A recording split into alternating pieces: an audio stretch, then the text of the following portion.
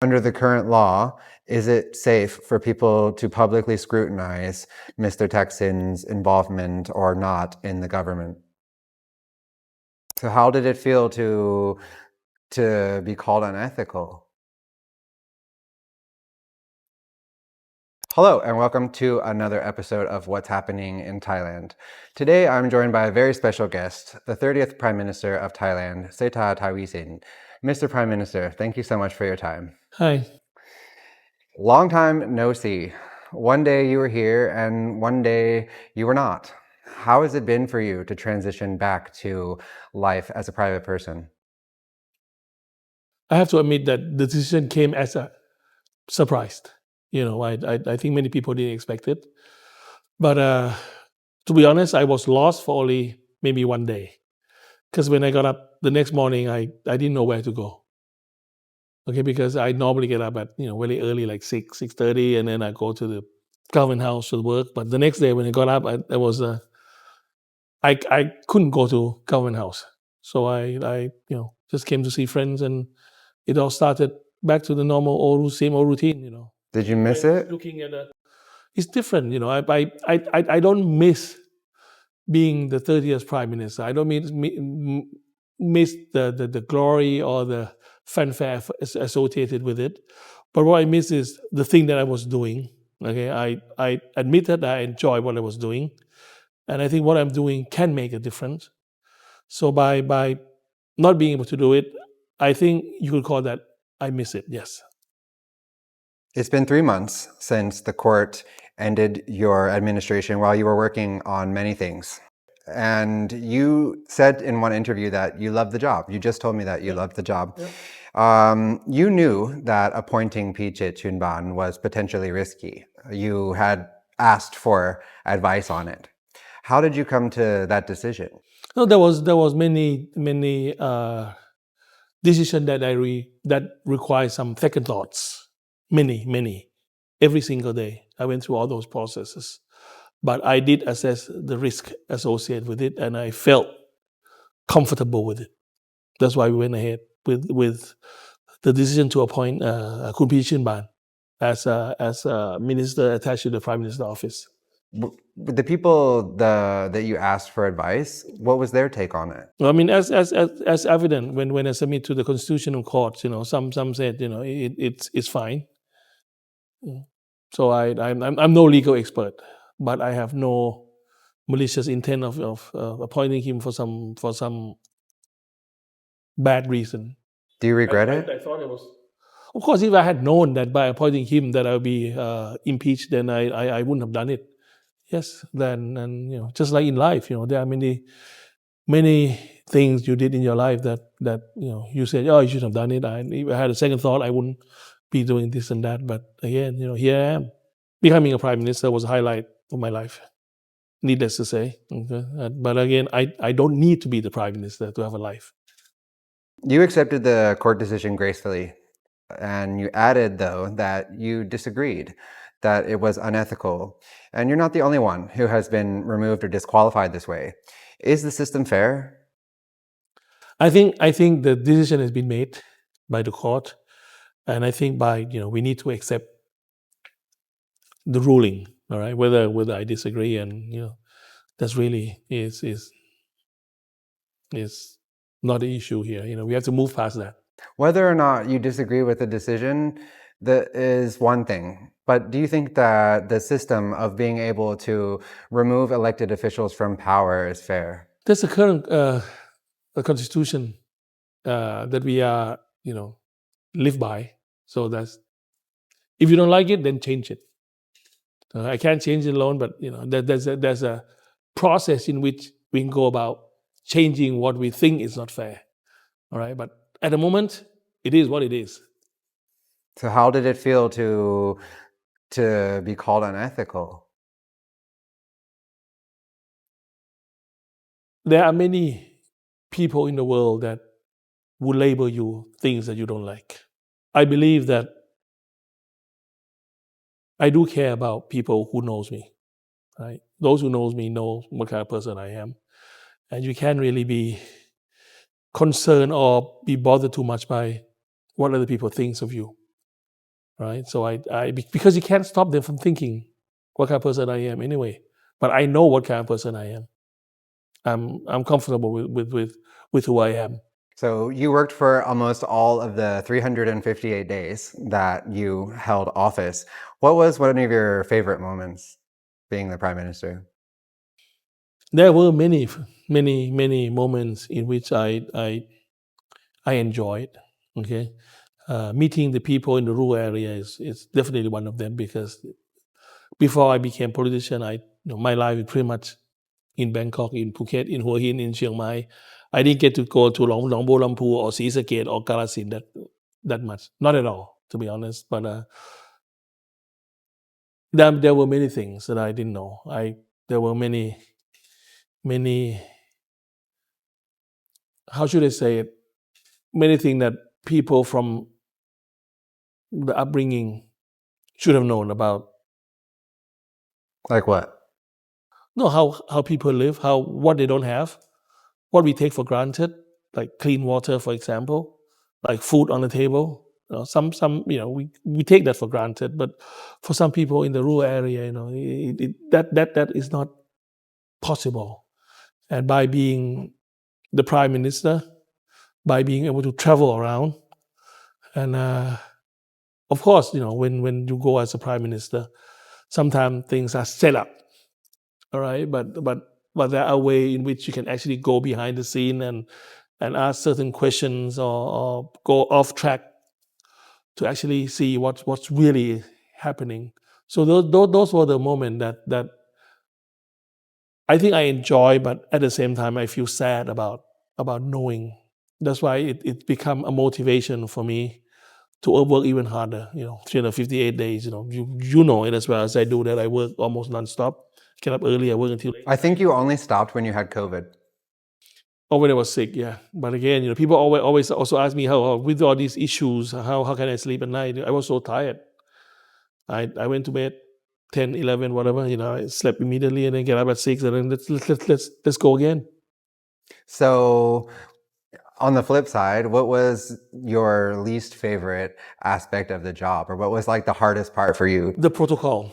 The protocol. For example, you meet the world leaders, all the side talk, small talks. How are you? Blah blah blah. It's I wouldn't call it a waste of time, but it's not my cup of tea. I don't enjoy those. You didn't enjoy meeting Emmanuel Macron, or like I saw pictures of you with a lot. I actually enjoy meeting Mr. Macron, but I didn't enjoy the small talks. I like to get to the point. I didn't enjoy meeting with Mr. Macron with all his minister and my minister sitting on the table having a formal lunch, and then just being very stiff. But afterwards, when we retired and go into his living room, having just the two of us having coffee, putting my leg up on the table, just do like this. Those were the enjoyable moments. We could be ourselves. We could actually talk about the issues that so-called too sensitive to bring up on the lunch table. Like a Four Eyes meeting. You hit it right on. Four Eyes is the thing that I like to do. And I had a couple of great meetings with Prime Minister Anwar, all of which were Four Eyes. What is something that you were able to fully finish that you're really proud of? I believe those are the things. These sort of questions are for others to answer for me. Really, it's not for me to actually go what I did accomplish. Because 358 days is just a short time. I started many initiatives, some of which failed, some of which is still going on. When you talk about equal marriage, is it fair to say that I started it? No, there were many people who were behind the movement earlier, but I carried it out. It happened to pass during my time as a Prime Minister, but there are still many other works to be done regarding equal marriage rights or bills. It's still not finished, Can I give you an example of one that I think you finished that's like very paramount? Fine. Would you take credit for visa reciprocity with China? I know many Thais who have never been to China who went on the first day. So was that I think they were going to go anyway, with or without visa. I did initiate the one way, which is the visa free for the Chinese to come to Thailand, which some people criticize. All right, that was one of the first initiative I did within the first 10 days of my PM, because it was a golden week for China towards the end of September last year, I believe. So we need to do that quickly. We cannot afford to do both ways because the process in China would have taken longer. So I just did the one way, so Chinese to come here and then get the economy going. What are some of the initiatives that you brought back that you feel most hopeful for, or that you hope that the government will continue to work for? Remember, I assumed the office, I think, middle of September. We didn't get to use the budget until 10th of May. So there was kind of like 7-8 months without being able to use any budget. So the policy that we started need to be the one that doesn't require any budgeting. Visa free is one of the things. I don't want to go back to the previous Prime Minister. I mean, obviously he had many other priorities, but we did not. He would be the first to agree that we did not do as much as we should have done in terms of telling the world that Thailand is open for business. We have been absent from the world stage for the last 9 years before I assumed the office. So I think what I did was I started going around, whether it's Davos, World Economic Forums. It was the first time in 12 years, I think, that we did that we went. I went there for 36 hours. In one day, I had 23 meetings, and one of which is like with the Google people, which they announced a major investment a couple of weeks ago. And I'm sure there'll be many other firms announcing more investment into Thailand, and not only because of me myself, because of the previous government also did. They also started with AWS, and as I did it with Microsoft, and the current Prime Minister is very keen in carrying out these initiatives as well. So all credit to those involved. Is there anything that you would have done differently in terms of administration? We should do more fundamental things on the drought and the flood. That's what I hope that we could have done. And towards before I was removed from the office, that's one of the. So speaking of initiatives of yours, the digital wallet, it basically became a cash handout program for less than half of the people that it was promised to. Though a lot of economists agree that it was better in the outcome. How do you feel about the outcome of it being that it was your promise? I still think the digital wallet would have been more helpful for the whole economy as a whole, but I do accept that the handout in late September was a so-called compromise solution. So, why do you think that the technology focus would have been better? No, because you could have forget about corruption. There's no corruption in this program, but if you have put in a technology to hand out like 10,000 digital wallets to people who live in Betong, for example, they have to use the money in Betong. They cannot come and use the money in Hat Yai, which is already prosperous city. They cannot come and use it in Bangkok or in Chiang Mai or in Phuket. The whole idea is just to make sure that Thailand is the whole of Thailand has a chance for people to actually spend in their hometown.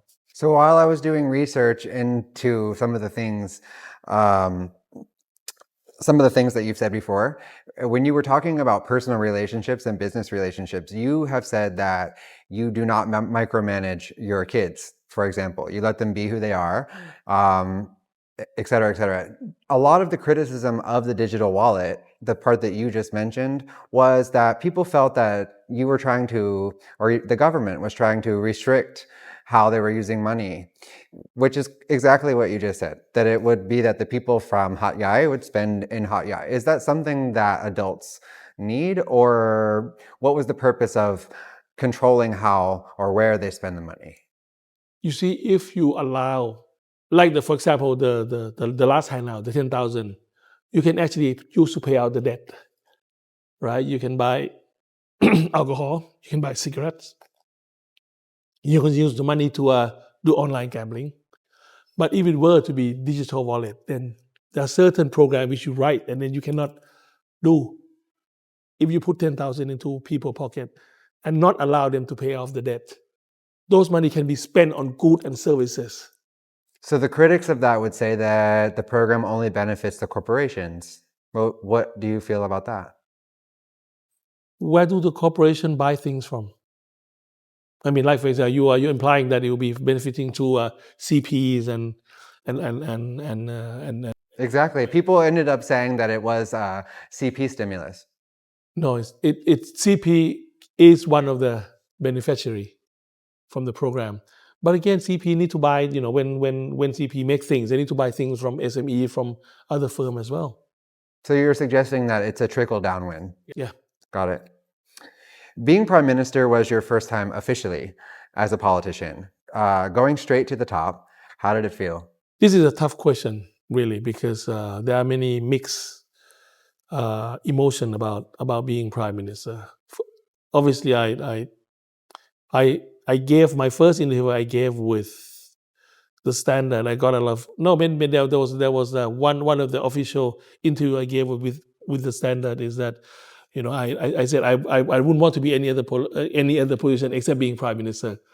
I was really grilled for that. You should be more humble and blah blah blah. And it may be because I know that in order to make a difference, you need to be Prime Minister.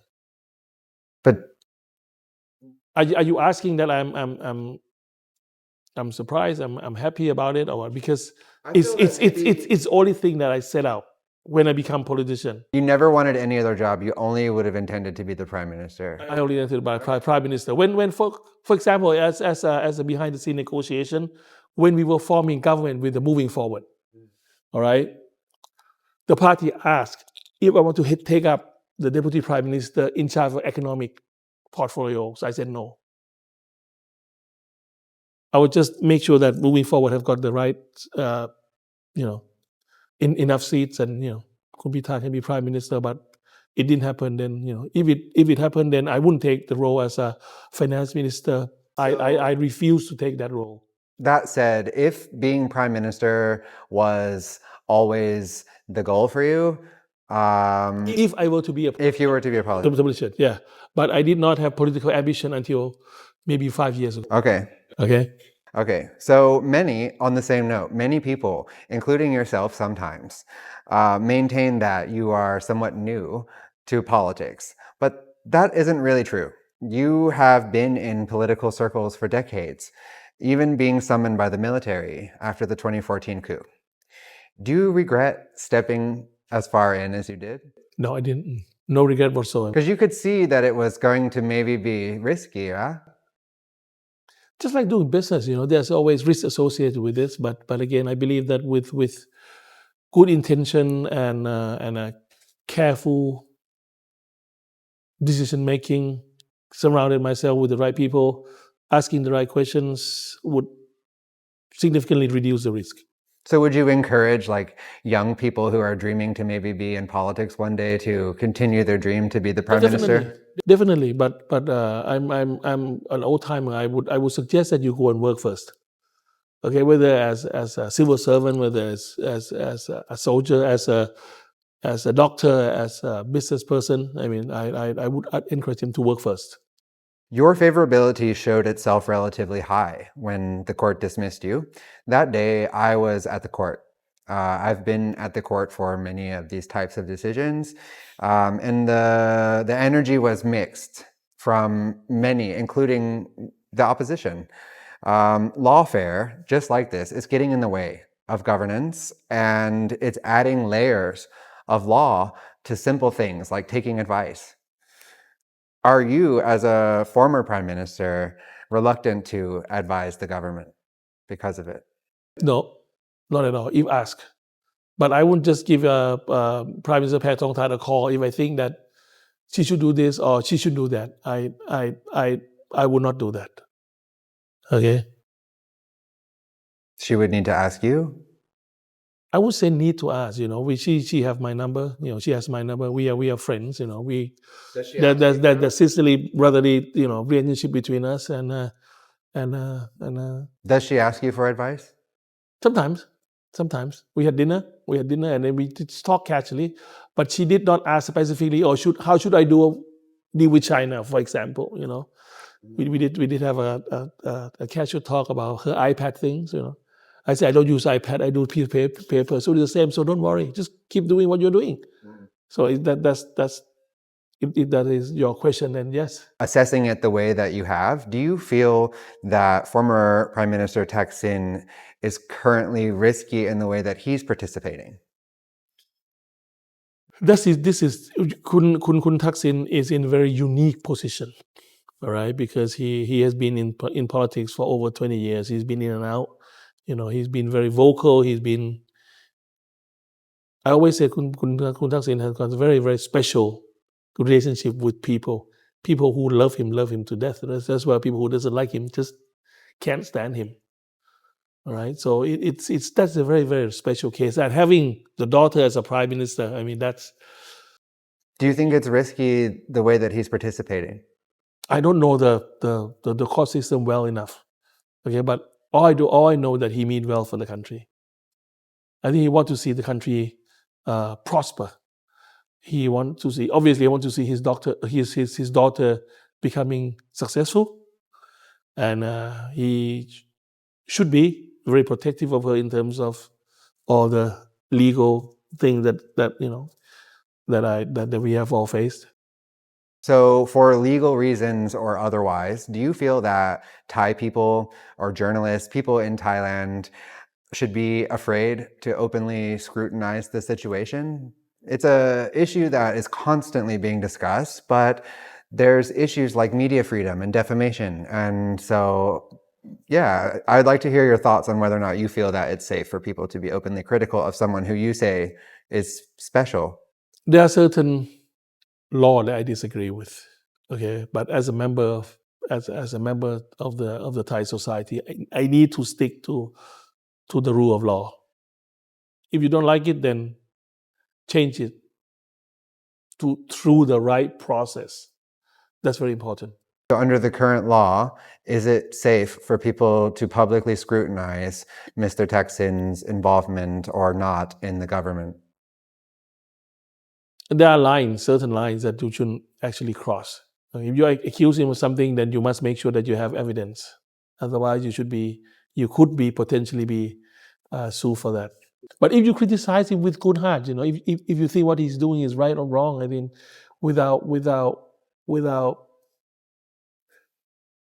any bad intention behind the personal hatred or something. But the reality, Mr. Prime Minister, is that in Thailand, in the case of slap suits, like defamation suits, you and I both know this well. The truth doesn't matter. It's the intention, right? So I would disagree with you on that one, but fair enough. You denied being controlled by anyone your entire administration. However, throughout a lot of your work, you paid respect to Mr. Thaksin in the projects that you continued.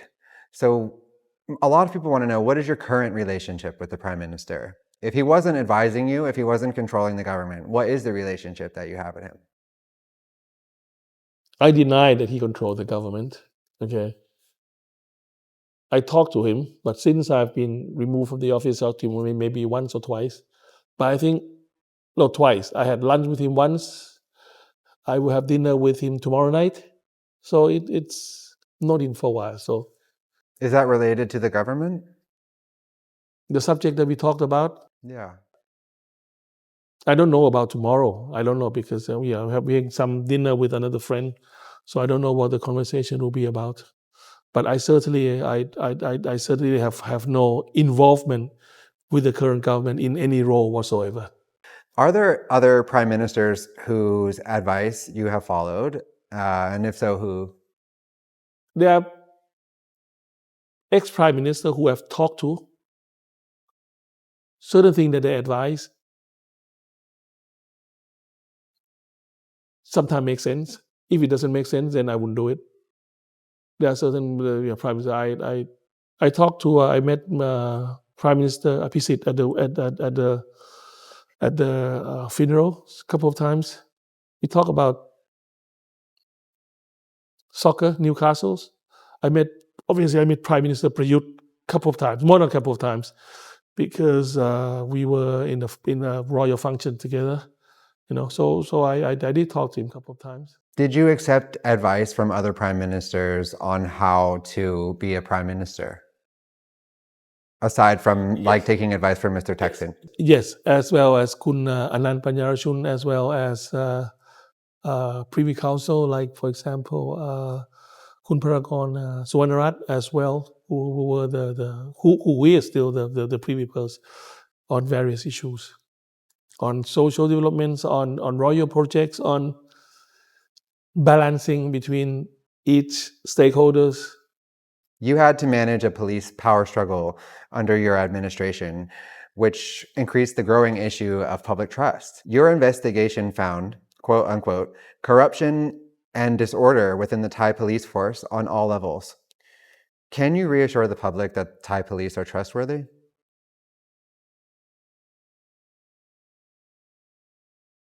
That's, I think, is an unfair question.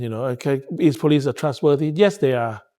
All right, but obviously, in certain organization, in certain society, they are good and bad people. All right, let's focus on the bad people. If there's a bad people, then we try to get rid of it. All right, Thai police is also the same. So how do we fix this issue of systemic corruption within the police in Thailand? Not just only in the police department. It's everywhere. Right? The corruption doesn't happen only during my time. Okay, to be fair to me, the issues about the struggle at the top, I did try to manage. I think you've managed it well. It was unexpected. That's why I'm asking you about it. I'm not being critical of how you managed it. I'm just curious because it was left the way it was, that people still feel that the police are corrupt. Then it's up to the police to change people's mind. I think we are on the right track. The current police chief is, I think, well respected. Okay. In the future, based on your experience, how do you feel that the job could be easier for a Thai prime minister? The job will never be easier. I mean, it's getting tougher and tougher every day. How about more efficient? You complained about bureaucracy before, for example. So how could it be then more efficient for a prime minister? Technology can help. Okay, but me being impeached for appointing Kun Pichit make the incoming prime minister job even harder. Right, so that's why you see it took a longer time to really do the background check for all the ministers, so all the political appointees. So since you said that, I'm curious, do you feel that the cards are basically stacked against her before she came into office? Yes. She is facing a really tough job. Yes. Do you think she'll make it 3 years?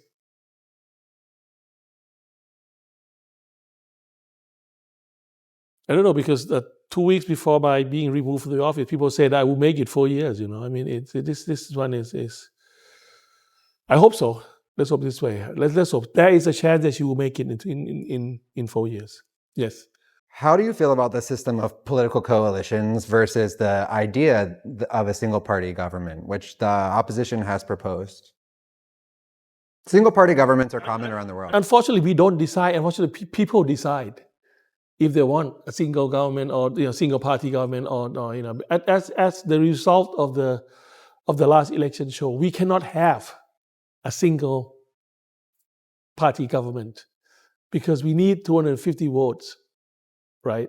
Or even 375 for PM voting. Okay, if the people decide that they want single party, they should go and vote for the majority. The people should go and vote. Get as many sources as possible. But that would still be a coalition. Currently, Pheu Thai has a very large coalition, but that is not a single party. There's not a single party. But if you want a single party, then go and vote for Pheu Thai, then they get 251, then they can be a single party government. Or you want Phum Jai Thai, then they go ahead for Phum Jai Thai. You want Prachachon, then go ahead for Phum Jai. But as it stands, the Thai society is highly divided. That's why we get coalition government. And it's the reflection of what people want. Do you think that your job as the Prime Minister and your efforts to stimulate the Thai economy, for example, would have been better served in a single party? Most definitely. Most definitely. Thailand's central bank is not legally independent, which has made it susceptible to political influence. You tried very hard to work with the Bank of Thailand, and the current Prime Minister says that the central bank's independence is getting in the way of economic progress. Do you agree with that? The philosophy of it is the central bank is not independent. They should not be. They should be working for the people, right? The one issue so far, the one big issue that we have our differences is the interest rate policies, right? That's really is the one policy that's really big at. Okay, you said two things. You said that the central bank shouldn't be independent, that it should work for the people. Yeah. Those are not necessarily the same things. But do you understand why the public is concerned that people who work in politics would control the bank? Because it seems that maybe it would be only advantageous for the politicians. It's only one seat. This is chairman of the Bank of Thailand. There are other members. There are, 9, 10 other members. This is only one guy. This is just only one guy, one vote. And in a normal circumstances, he wouldn't vote anyway. Okay. So you're saying, again, you said that it should be governed by the people and that it should not be independent. So how should it be in terms of its connection to the government? How do people voice? They go to the booth, to the voting booth every 4 years, right? Who did they vote for? They vote for the member of parliaments, right? And the finance minister, they work together with the Bank of Thailand on various issues, including proposing the candidate to be the chairman of the Bank of Thailand. But can you understand why people are seriously worried about corruption in that case? How can you be a corruption regarding being a chairman of Bank of Thailand? If the central bank becomes very deeply intertwined with the government, people have expressed concern that there could be a loss of public money. Or that the money, they don't have control over. Yes, they can vote for initiatives, but ultimately, if the government and the bank are working together, the voice of the people is removed. All the government is doing is follow by the rule of who can be the chairman of the Bank of Thailand, and which they have followed the rules. So do you think that it's acceptable for the chairman of the bank to be politicians? Yes. Why? Because the rule said you can. If you don't change it, just like everything in that you have talked about with me, whether I agree with it or not, it doesn't matter. But if you think the law is not right, go and change it. But at the moment, the law said that this can be the case. Okay. And for example, the current, obviously the proposed chairman of Bank of Thailand, he resigned from the party already, despite the fact that he used to be Deputy Prime Minister for Pheu Thai during. He's your friend. He's also my friend, yes. And you were working with him while you were the Prime Minister. Yes, and yes, sure. And so many other people. And to be clear, you feel that, or I'm asking you, do you feel that your economic goals would have been easier to achieve if you could have controlled the central bank? If I could have more say with the central bank, yes. Much of your work was focused on jumpstarting the Thai economy. Critics claim that foreign investment is tricky because Thailand has a history of being politically and economically unstable. As an investor, what are your thoughts on that? Those who have invested in Thailand so far, or who will be investing into Thailand, knows that there is a political risk, knows that there will be couple of years there might be a coup. Right or wrong is another matter, but we have had, I know how many coups we have. The Japanese who have invested here like trillion of baht for the last 60 years, have been responsible for the growth in the many industry, electronic, circuit boards, automotives. They believe in the Thai economy. The political garbage that comes with it, they know that we have to live with it. So you're saying... There are many good things about Thailand. Okay, geographically, we have infrastructure, we have airport, we have deep sea port. There's a small thing like good international schools, plenty of good international schools. We have good healthcare system, internet 5Gs. There's a BOI that give economic incentives to all these people. I mean, that's why we are the darling of Southeast Asia. So as an investor, would you invest in a country that, as you said, has had a cycle of coups? Yeah, I would. Because Thailand's geopolitical stand is to be neutral.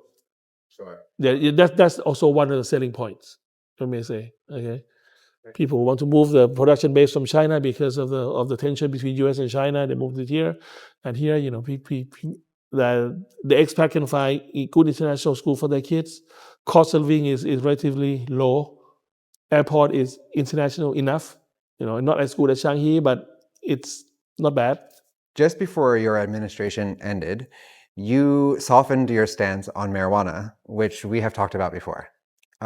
Some say that was a result of coalition politics because Boom Jai Thai Party... Solely because of coalition politics. Okay, so your answer is that okay, my question, do you still support recriminalizing cannabis? Yes. Why? Because I think it's not good for your health. But again, for the medical reason, then it's fine. Need to be under strict supervision from the medical personnel. I just find it really interesting because I know that you have such a business acumen, and it's so clear that there is a business for cannabis here. There was a business because of the restricted supply. But once the supply become abundant, then the price start going down. So it's not economically viable to do anyway. Because it used to be very expensive because it was illegal. All right. Once it become legalized, then everybody can grow. Then the supply become huge, and then the price start coming down. And So you think it's too accessible? It's too accessible, yeah. Okay. But I worry that people who you've mentioned benefit from medical marijuana could suffer as a result of really broad recriminalization. But we'll have to see when we get there. I've asked you about Donald Trump before. When we met in Chiang Mai, you told me that you would accept advice from Donald Trump, but you would screen it. Considering the United States as a world superpower, how do you feel about the re-election of Donald Trump and its potential impact on Thailand? I think as expected. Donald Trump is a businessman. Whatever he said now, the last week, in terms of putting a tariff on Canada, on Mexico, on China, it's up for negotiation. They're superpower. He can say what he wants. Come and negotiate with me. But do you feel, a lot of people have asked me, for example, from my perspective, I would like yours. Do you think that a second Trump term will be beneficial or not for Thailand in comparison to the first administration? It depends on our leader as well, how we negotiate. Do you think that she's prepared to work with Donald Trump? She and the team are preparing to work with Donald Trump. And I think they will do well. So do you think, though, that there will be prosperity from tariffs, for example, with China? Before there was, actually. They will find a way. You can't just talk about tariff. You talk about some other thing as well. So, for example, what do you think about his idea of mass deportation? Or how about climate change being a hoax? Okay, on a mass deportation, I think it's not for the broad deportation.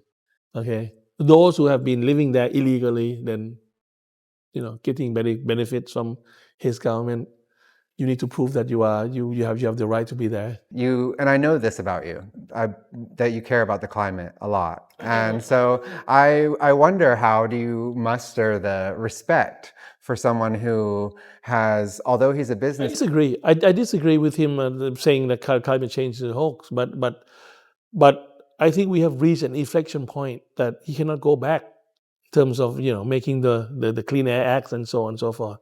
I think he's saying that he's just saying it for the purpose because of the brown energy people that's backing him up or something. But he's also taking money from Elon Musk. Yeah. Okay, so I think it's still, everything is still up for negotiation.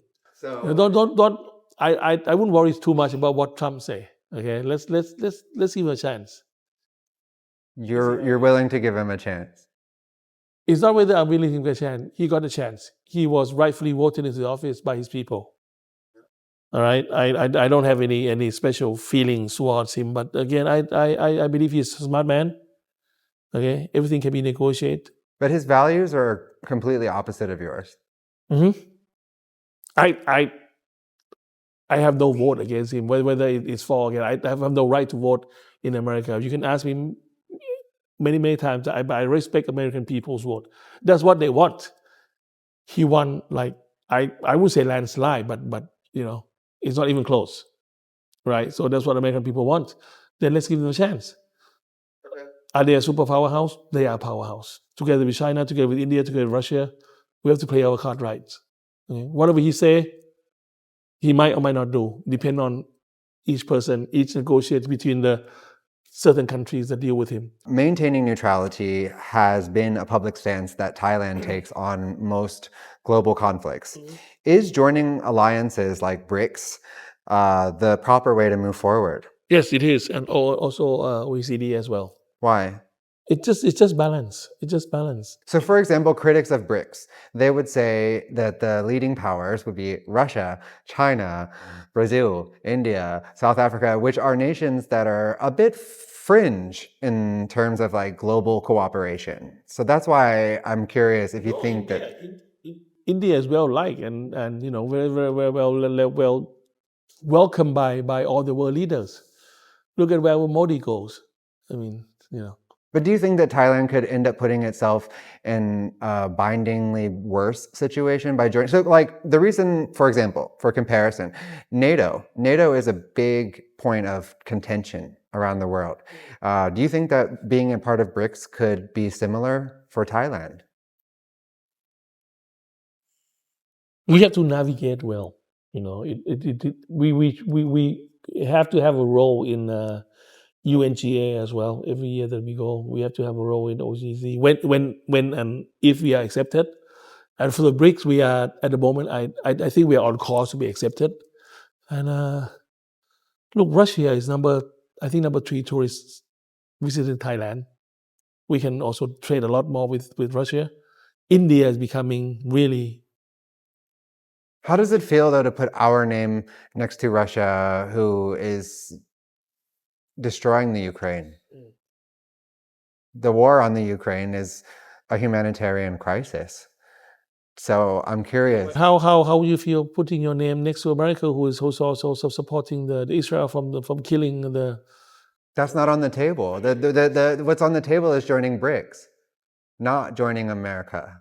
We already joined with America. We are already with the UN. We are a small country. Okay, we need to survive on our own as well. As a queer person, I am thankful for your longtime allyship to our community.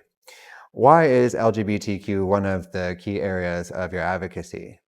It's just common sense. People have the right to choose. If they want to be with a man, want to be with a man, a woman, it's just a basic rights of human. They should have the right. They are not asking for superior rights. They're asking for equal rights.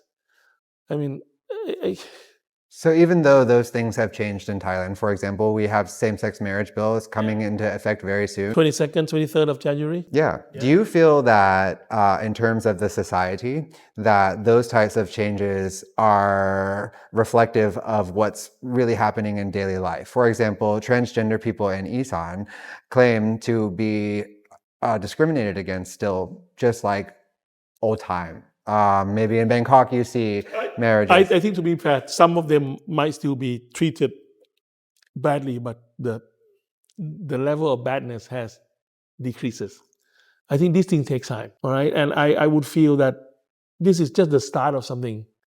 Like for example, the Mr. and Mrs.